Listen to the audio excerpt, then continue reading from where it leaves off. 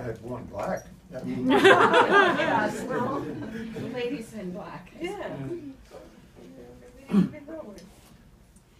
I had just returned from visiting my mother and older brother John at Maimonides Hospital in Brooklyn on a cold December night, a few days before Christmas of 1990. They both had suffered aneurysms, but a week apart. Mom had collapsed on the dance floor and hadn't regained consciousness. John had his at home and was recovering very slowly.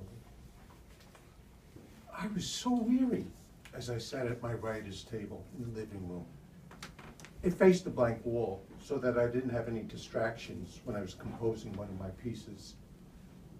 The warmth of my West 57th Street, Manhattan apartment, instead of being comforting, was further sapping my strength.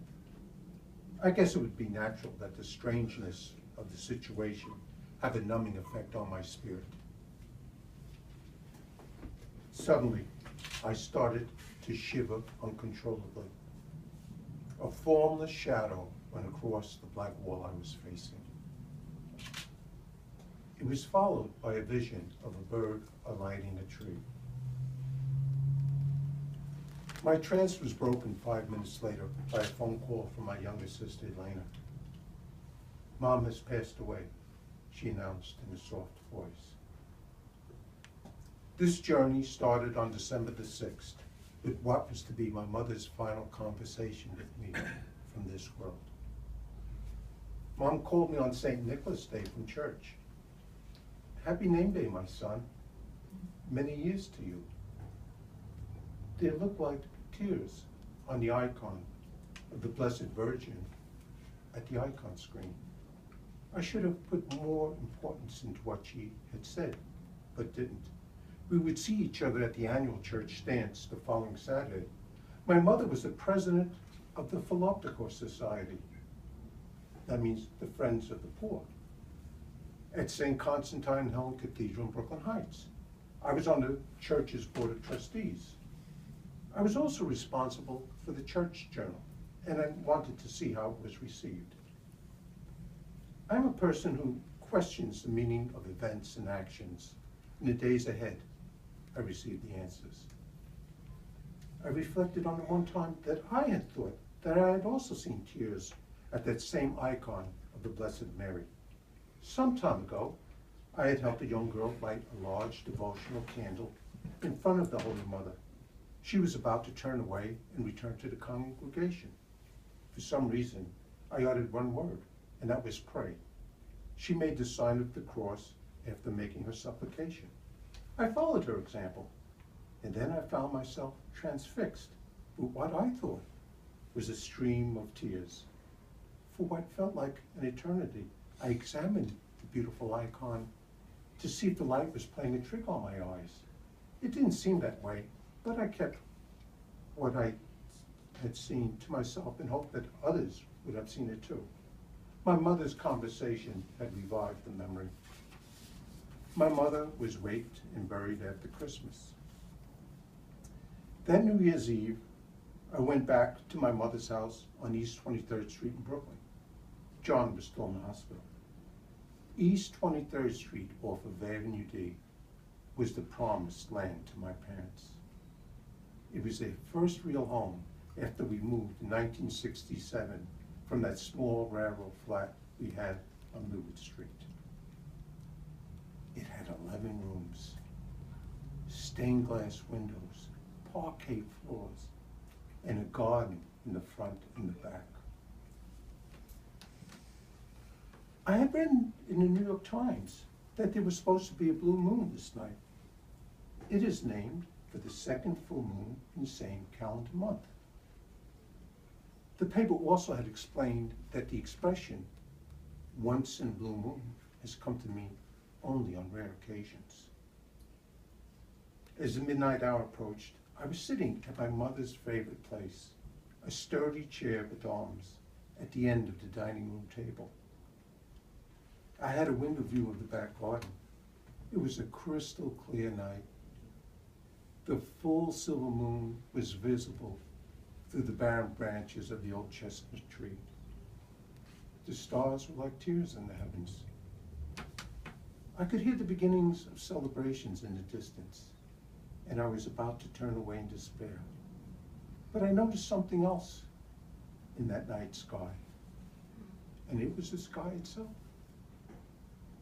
It was a particular blue, a cobalt blue, just like the color of the bottle of perfume that I remember that my mother kept all by itself in the center on the top of her bureau when we lived at Midwood Street. My father worked 2 restaurant jobs to put food on the table for his children. We were going through 12 quarts of milk a day then. On the rare occasions when he didn't have to work on a Saturday night, Dad might take Mom to a movie on Flatbush Avenue. She would splash herself with this luxury, and this fragrance would remain in the air for a while after they had left together. Oh, for the longest time, I had thought that an evening in Paris must be very expensive. My older sister, Tony, set me straight one day. Oh, it's the cheapest stuff at the 5 and 10. Oh, somehow, some way, that thought brought me out of my melancholy mood. I started to sum up my mother's life in light of the intense experience of recent days. My mom had a father who became fond of drink, and an uneducated mother. They took her out of high school. You'll get married, and you'll have children, and you work in the restaurant until you do. She was beaten for letting a pot of soup burn because she had become so engrossed in the Zane Grey Western novel. She married Stavros when they had less than $25 between them. They had 7 children in quick succession. Mom had the courage to throw dirty dishwater on a group of toughs trying to shoot craps beneath our kitchen window at Midwood Street. She had the tenderness to place my feet that were frozen from playing football in the snow against her bare belly until they were warm again. Oh, and Mom loved to dance. Mom was short, and she was chunky, especially in her later years, but she was always so unbelievably graceful when dancing the Greek dances. My mother was certainly a person in her own right. I remember the zaniness of her doing bicycles on her back in her cotton pajamas to the instruction of Jack LaLanne upon Mornington. I remember the time I pretended I didn't know her. That is when she carried the lit resurrection candle on the subway after Easter services. She had a secret vice of tucking away Milky Way candy bars in the freezer when she needed a quick pick-me-up. I can still see the glow in her eyes when she would often relate that during the Great Depression, some big Irishman in the local Democratic Party made sure all the poor families in the neighborhood had a complete Thanksgiving dinner with all the trimmings. Mom liked to instill the principles. People judge you by the company you keep. I'm sure was her favorite. When I returned home from Vietnam in 1970, I started to go to Brooklyn College at night. I took some liberal art classes. Mom, I think there's some courses that you would enjoy. Well, she needed a high school diploma to attend college. So she took the GED and she passed it at her first attempt. The family joke became that when I was small, she took me to school. Now that I was big, I was taking her. The husband started calling her the professor. She kept at it though, and in the 5th decade, I went to her captain gown graduation.